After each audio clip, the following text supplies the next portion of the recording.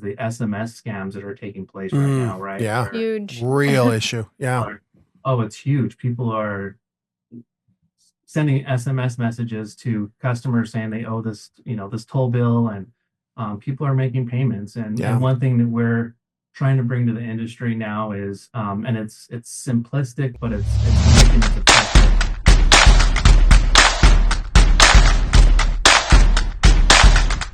Welcome to Toll Talk, the podcast dedicated to the tolling industry and all the coming and goings, and to help keep you on the edge of technology and all the interesting things going on.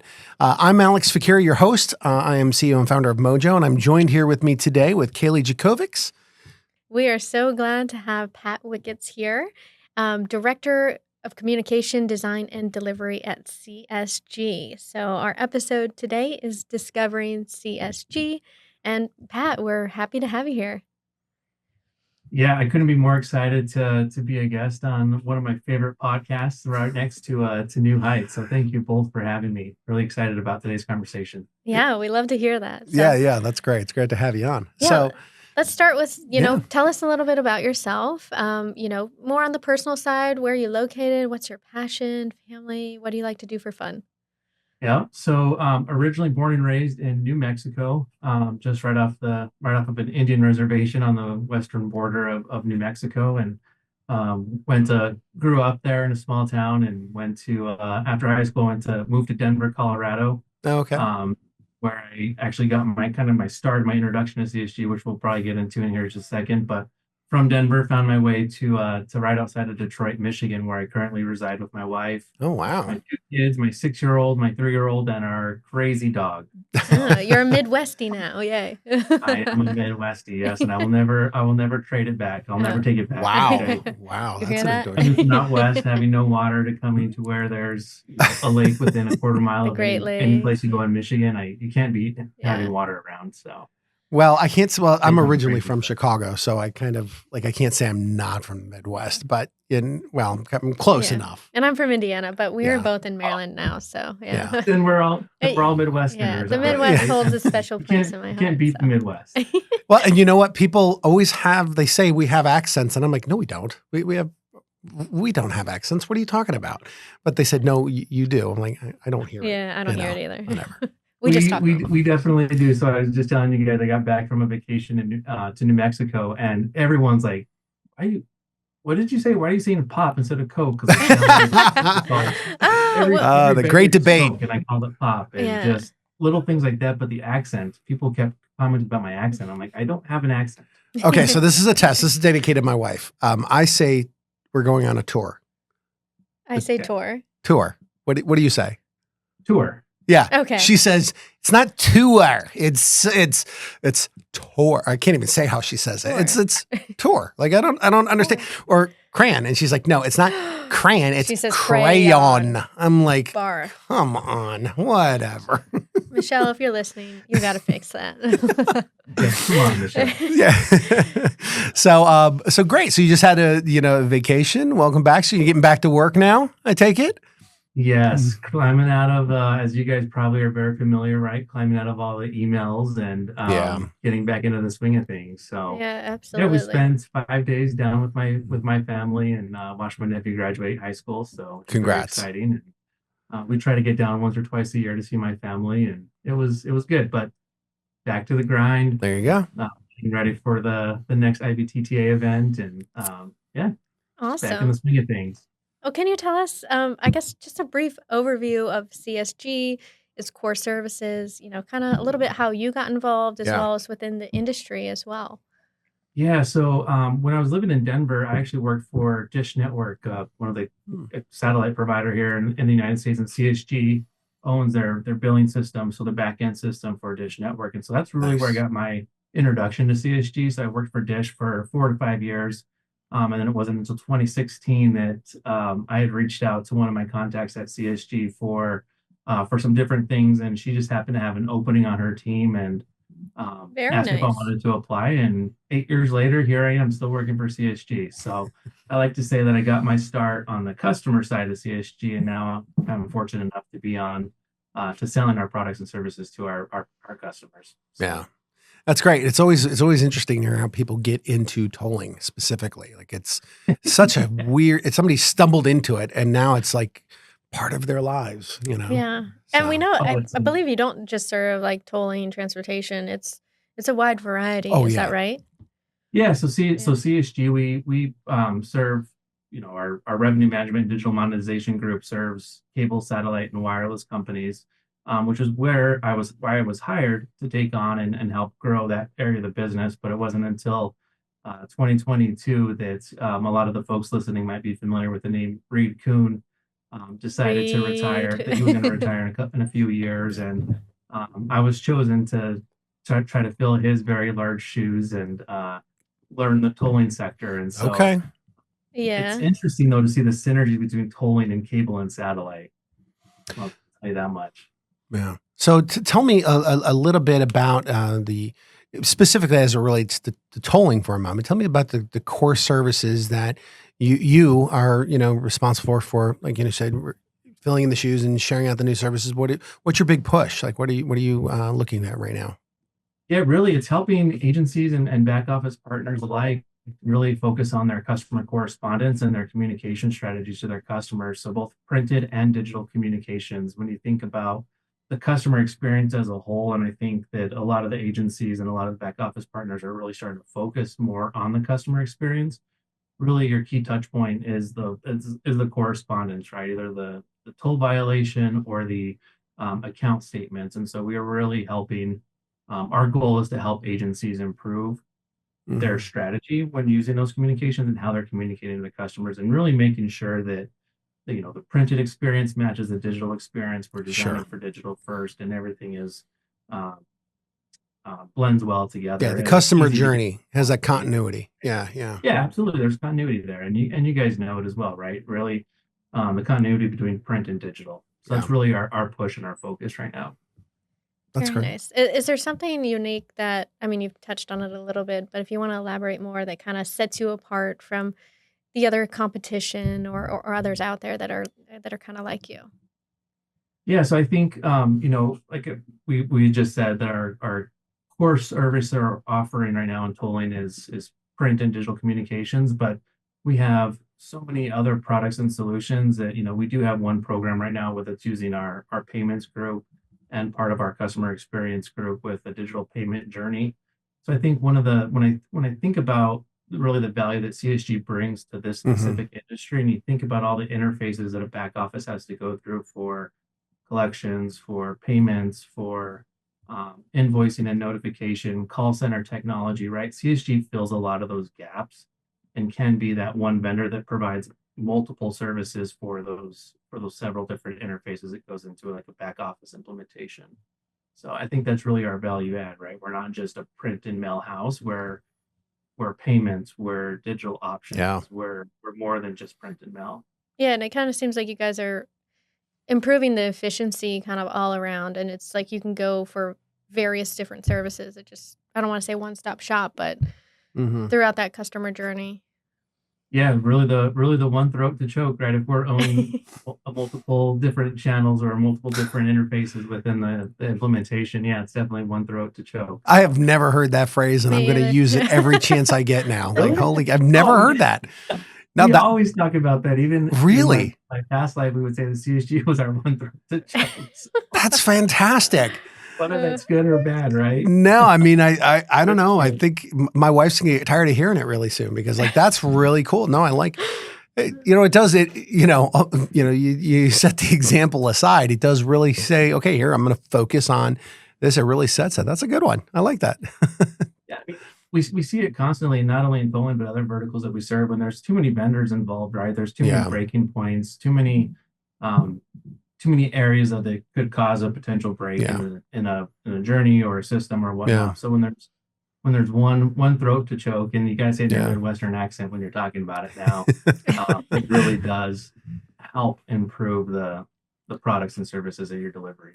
Well, I think that's it's kind of a little bit off the beaten path. But I think it's a good point. Is there's a lot of there's two ways to really go about implementation, right? If you come from anywhere from the enterprise world or any not even enterprise world, that's even the wrong way to say it, but if you've ever had any experience working at large scale projects, no matter what you're doing, there's usually two systems you look at: the best of breed or the all in one kind of concept, right? And so that's a challenge I think every agency and organization is always looking at. I mean, even Mojo, we if we don't build it ourselves, right, we are looking at, okay, what COTS is out there, what's off the shelf product is out there that we can use, or what do we use for this task or that task?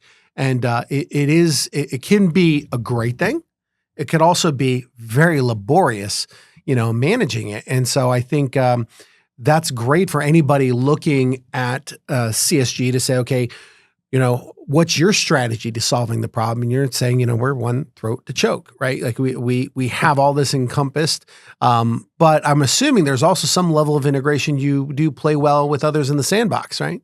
So Absolutely. yeah. So talk to me a little bit about that. Like if you look at your, your billing and payment solutions, and if you're just looking at one particular aspect, can you give us maybe an example, a case study of how you've, integrated, or, what it will look like integrating with somebody else? Yeah, absolutely. So we have several. I mean, we do it all day, every day. If you ask our payments team, right, there's certain vendors out there in the payments space that are the competitors of our payments team, but they might be partners to like my division, communication design and delivery, because we partner with them on different programs. Sure. Outside of tolling, right? There's not one I can think of off the top of my head in tolling where we partner with an outside company for different things, but I could think of several different outside of tolling for sure. Yeah. Well, I think, it's at the end of the day, these agencies, as well as us, we want a smooth run operation. It's typically process driven, right? We want that, going back to the word continuity, from the user experience all the way to the operational experience, right? But I guess, it's that seamless and positive experience that we want to kind of go towards. So just from your own perspective, do you guys have a process or a check and balances? Like, how do you make sure, whether it be your one system or integration system, how do you make sure, what checks and balances do you make sure you have the high CSAT score, that customer satisfaction score? Like, how do you measure that, and how would you do it? Like with your... Yeah, so really when it comes down to it, if you think about like print and mail or even digital communications, there's SLAs that kind of govern everything, right? Yeah. We have to receive a file by a certain time, we have to get it out by a certain time. But then when we start integrating some of the digital channels like QR codes or SMS messaging, that's really when we can get down improving the efficacy of our solution, right? Or bridging that gap from print to digital and really starting to track some of those metrics. I think you had mentioned something earlier, though, when we were talking about like implementation and operational efficiency, right? That's one thing that we really pride ourselves in, is our ability to implement and meet all the customers' expectations. So if we're sitting down with a new agency or a new back office partner on a new program, we're going to sit down and look at what are the KPIs for this program, what are the target timelines that we have to hit, right? And we take an all hands on deck approach to implementation, and we make sure that program is delivered on time or even sooner than expected, right? With all the expectations and all the check boxes checked. That's great. Yeah. Moving into industry trends and challenges, I do have a question. Are there any, some of the bigger or any challenges that you're currently facing in the tolling industry? And how is CSG addressing them? Yeah, the one thing that keeps coming to mind, and it's because it's been in every newspaper, and it's impacting so many of our partners out there in this space, is the SMS scams that are taking place right now, right? Yeah, huge, real issue. Yeah. It's huge. People are sending SMS messages to customers saying they owe this toll bill, and people are making payments. And one thing that we're trying to bring to the industry now is, and it's simplistic, but it's quick and it's effective. It's when a customer sends in a text message to, let's say, one of the agencies out there, our first reply will be a V card and ask the customer with directions on how to save down that V card, so that when we reply, it no longer just says like the 6-digit short code that it's coming from. it'll actually say, NTTA or CTIO or whatever the agency's name is that we program into the V card. Good. So that way when the customer's engaging with through SMS, they know who they're speaking to and they know it's a trusted contact versus just a random phone number. So that's one of the quicker solutions, but that's one of the things that come to mind. But as far as like a broad where the industry is going, I cannot wait to see what AI brings to the industry. No. That buzzword is everywhere right now, right? Yes. But it's, I like, I think it was Martin Tyson who phrased in one of our previous podcasts, he said, the rebranding of AI is really what transpired, right? Because AI has been around for a long time. And Netflix has been using it since 2007 or when they started implementing it. But it's everywhere. But the idea is now that it's becoming accessible and everybody's on fire about it. And I think what's really driving the industry is that there's so much data, so many expectations, so many users. It's impossible for us to provide a certain level of customer service and still grow as an organization, be competitive. And so I think that's the real reason now everybody's sensitive to the concept of AI. And it's coming up everywhere we go, especially if you're doing what we're doing. We're in a podcast, like hear about it constantly, every 5 minutes. But I think that's the sign of, a whole industry as well as a society that's ready for change, right? And it's a need.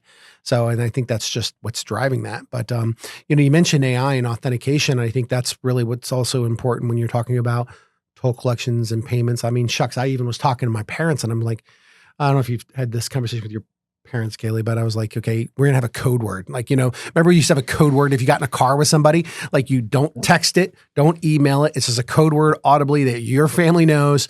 Like if a stranger comes up, stranger danger, you say Spider-Man is the hero, like whatever your code word is.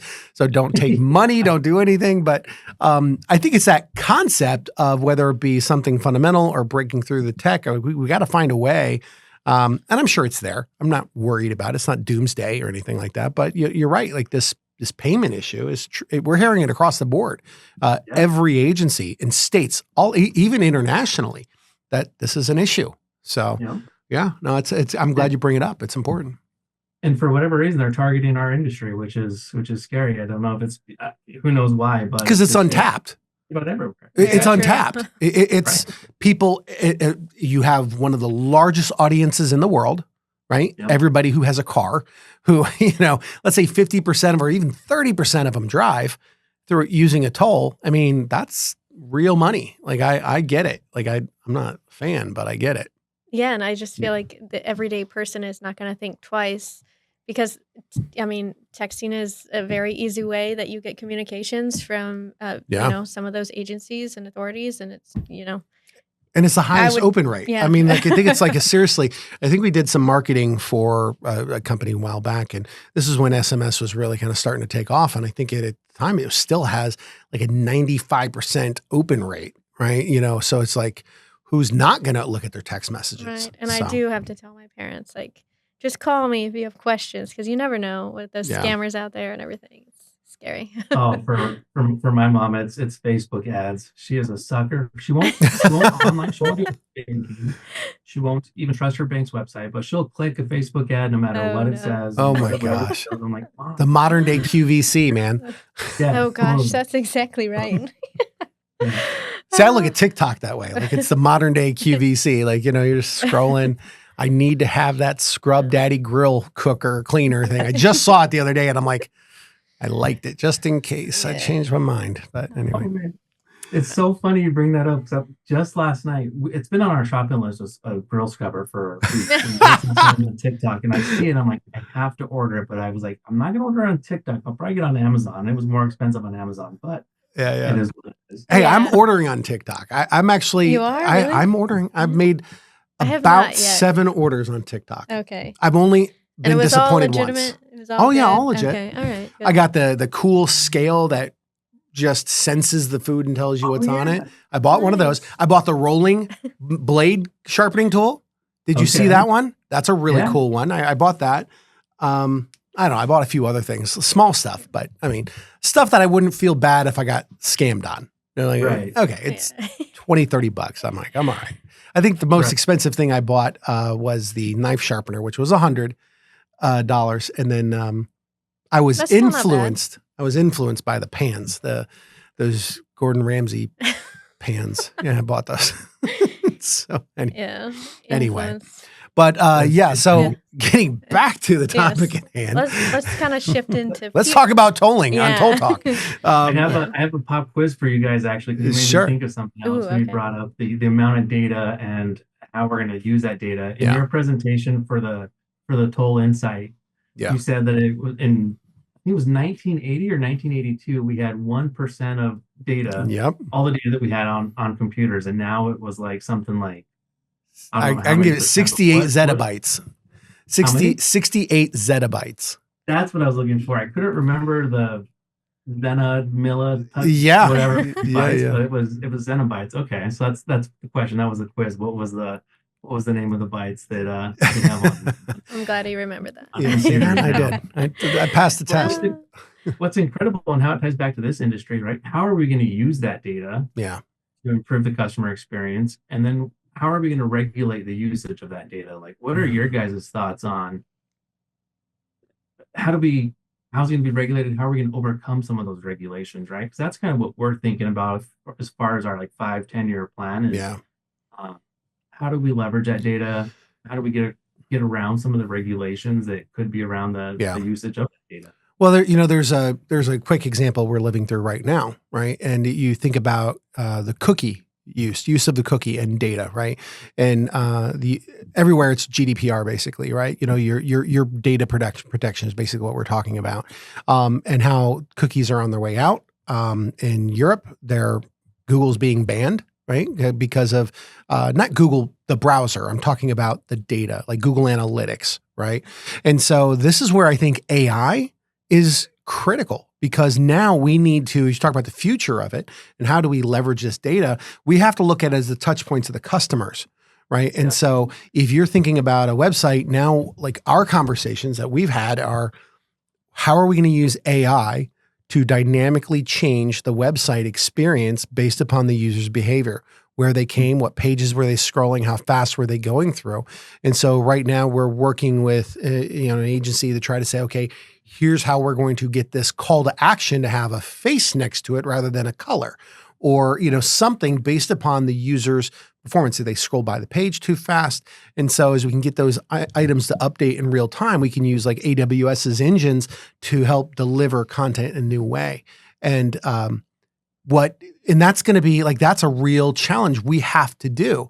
And I always tell people why are we doing this, right? Why are we here to steal everybody's dollars? No. The truth of the matter is we all have products of services value, just like, or information people need to know about, right? Which is tolling. People need to get their information.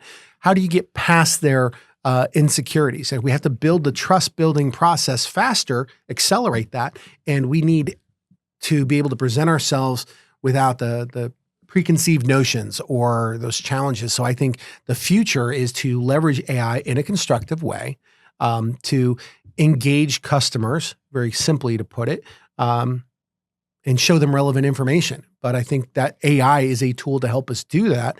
As a support system and to help really enhance whatever industry that you're, truly in, tolling, marketing, anything along those lines. I totally agree with that. Yeah, and I think Alex hit it square on the head, right? With that building the trust. I think one of the biggest challenges that agencies have, especially with like the quote unquote violators, the non-account holders, is how do we build that trust with that violator to give them the confidence to make a payment immediately through a digital channel and know that that payment's for their, they took on our roadway, could be up to a month, maybe 6 weeks. Before they get the toll violation. And I think building the trust is really one of the things that we're really focusing on, in particular in the specific scenario of the toll violator. How do agencies build a trust with that toll violator? They don't have a one-to-one relationship. Well, it comes down to, I always say, Kaylee and I always say, it's communication and expectations, right? And so we had and if you're communicating with your customer, and that sounds very generic to say, but more importantly, you're communicating the expectation they should have you're Yes. going to set a level of trust. They may not like it. They may loathe it, right? But if you, like, we had another podcast episode with Eric Hunn, and we were just talking about the concept of when you're driving and you're coming up on an approaching toll, right? It would be, we have Google CarPlay, we have, Android, all those different solutions that are integrated into your system.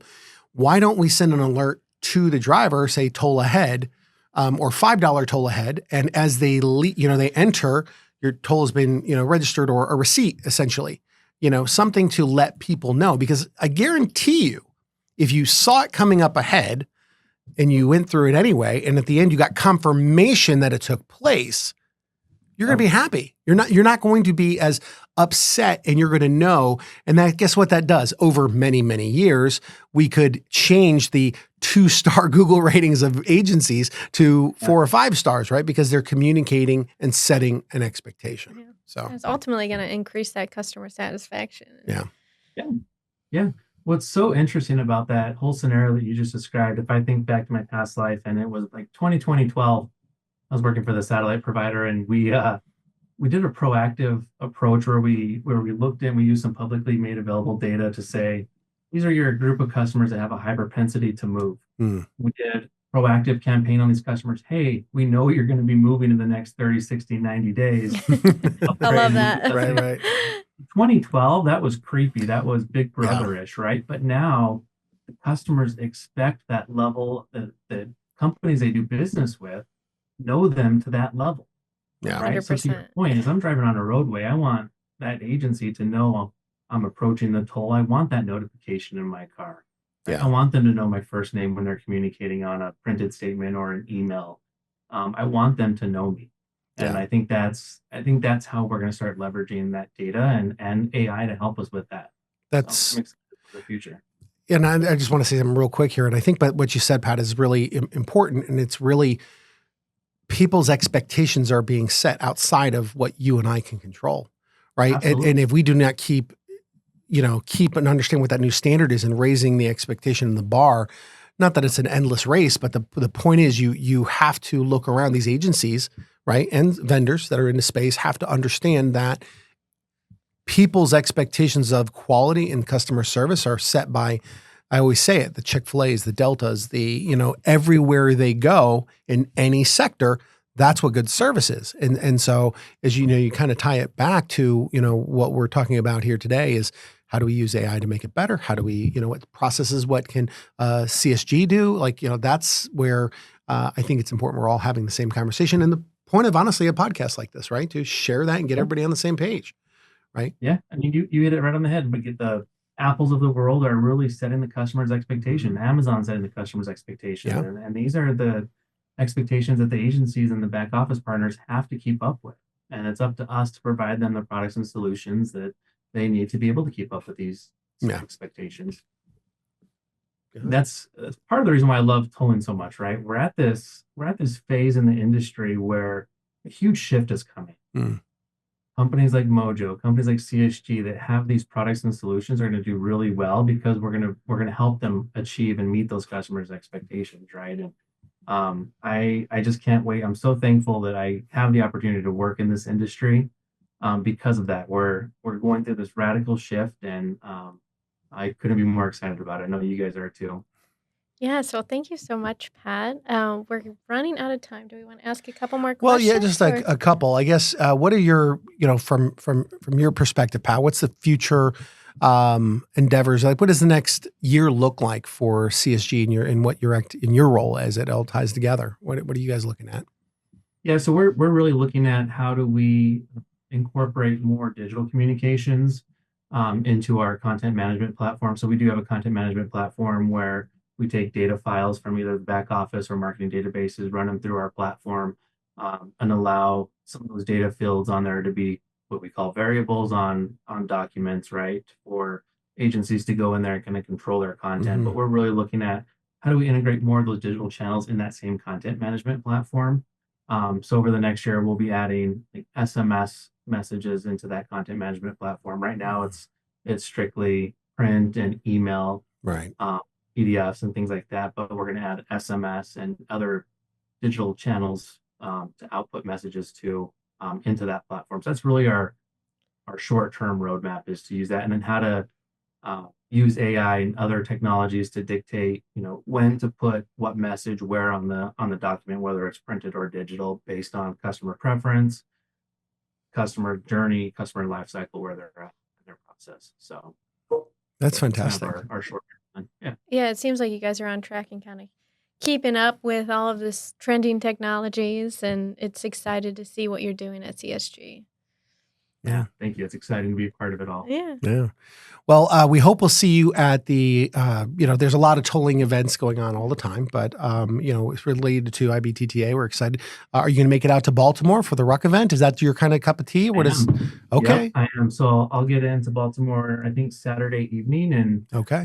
or Tuesday. Perfect. So there's a couple of sessions on Sunday that I'm really looking forward to. So I want to make sure I'm there for that. And I Okay. assume you guys will be there, right? Oh yeah. We will be there, We will yeah. be. Yeah, absolutely. So, that's great. Well, listen, I definitely want to thank, it's been a great conversation with you today, and I appreciate, the time and, getting helping the whole world get to know about you and CSG and, some of the, new things to keep your eye out on. So thank you. Absolutely. I couldn't be more excited to be part of the podcast, and can't wait for it to air and to watch our continued success. So thanks so much for having me.